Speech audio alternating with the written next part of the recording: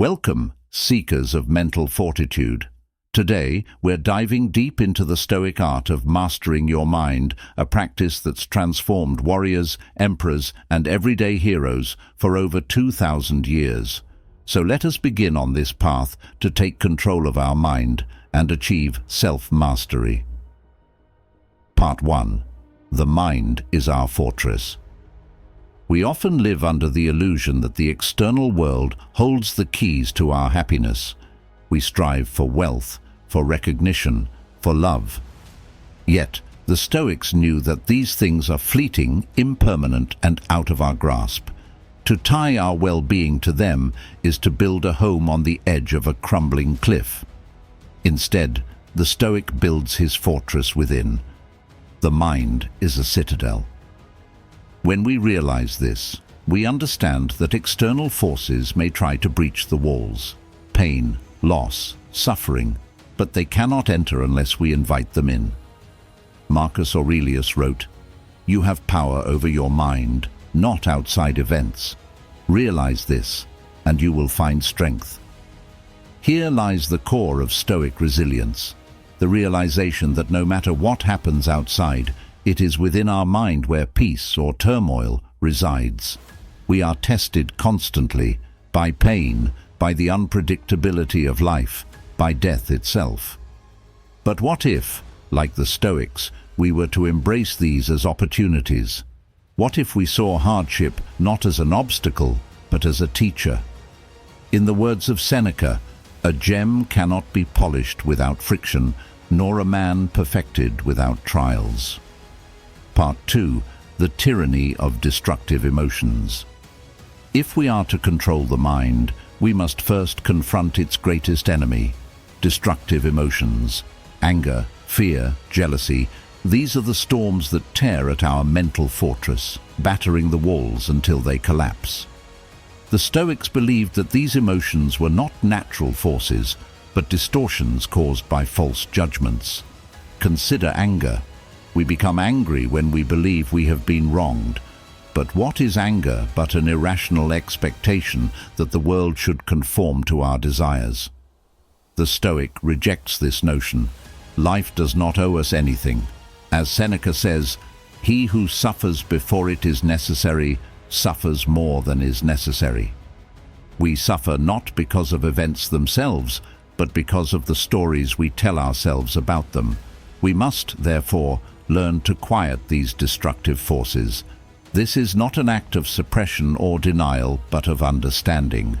We must confront these emotions, dissect them, and expose the flawed thinking at their core. Only then can we neutralize their power over us.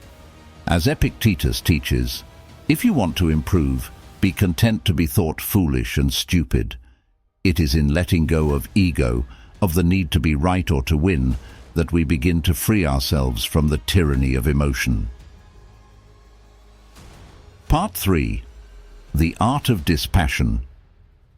At the heart of Stoicism lies the concept of apatheia, often misunderstood as indifference.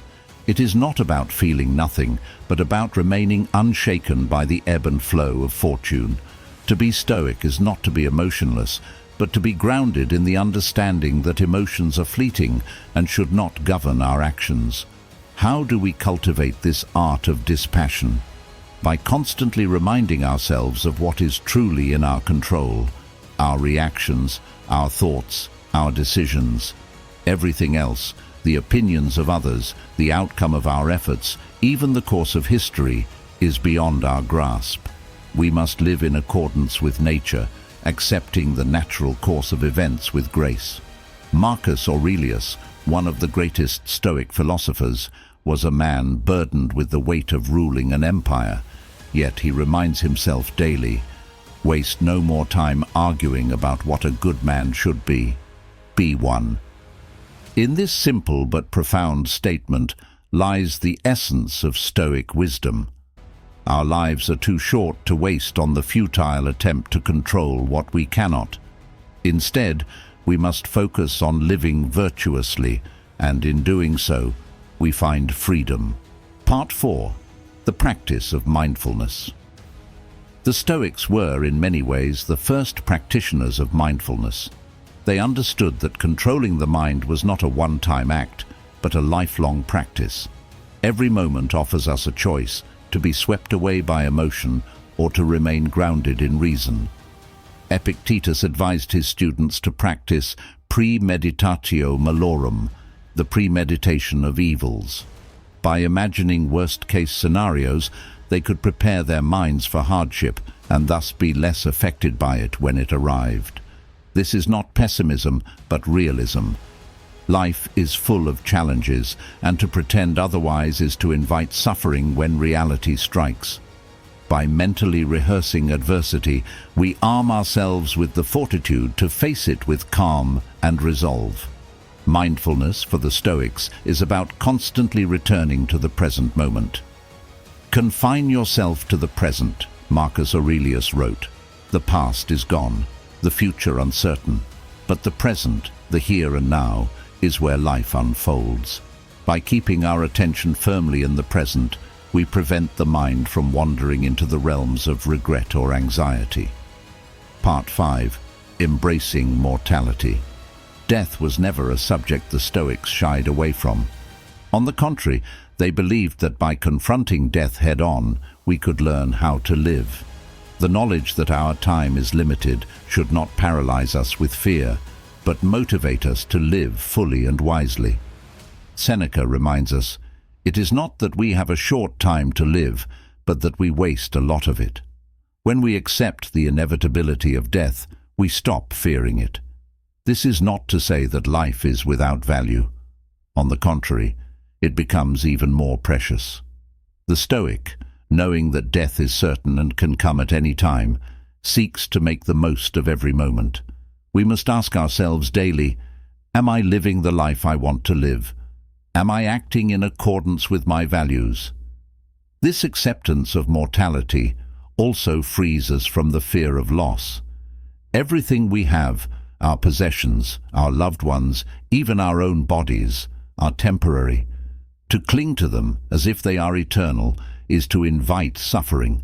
Instead, the Stoic practices detachment, not out of coldness, but out of wisdom. We cherish what we have while it is here, and when it is gone, we let it go with grace. Are you ready to transform your life through Stoicism? Hit that subscribe button and join our community of modern Stoics. Together, we'll build minds of steel and hearts of wisdom.